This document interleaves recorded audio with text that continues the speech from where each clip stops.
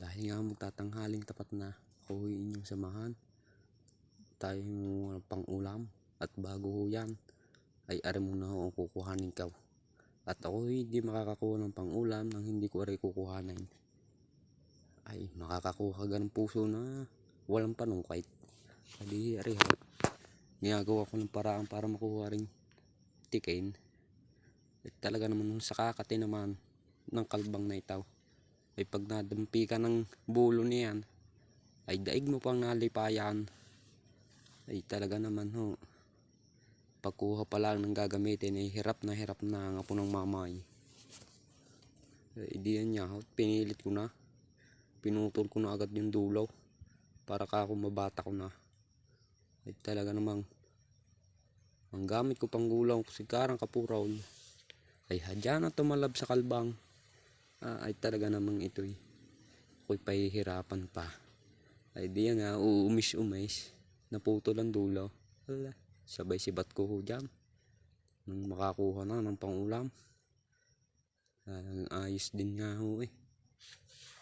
Pag gusto mong pangulam may paraan. Nung ako'y nakakuha ng tingin, ay di atin susubukan kung tatalabaga. Ay sinungkit ko na nga ho diyan. Sala, unang tira. Ay sa pangalawa ka naman, hindi ka nasasablay. Talagang sablay pa rin. Ay talagang sa hirap kung kumuha ganyan. Kung ikinaditaw sa bundok. Ganyan mga paraan namin para makakuha ng pangulam. Kailangan mo lang sipagan. At pag ikipatamad-tamad, ay wala kang pangulam. Magtiis ka na lang sa hawot. At rin na ho, ang ating pangalawang susukutin ay nagdaga sa pangangapo ng mamay.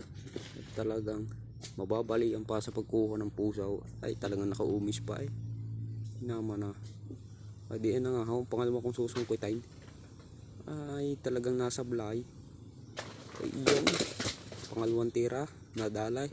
Husay ka, pang-ulam pa ngayon.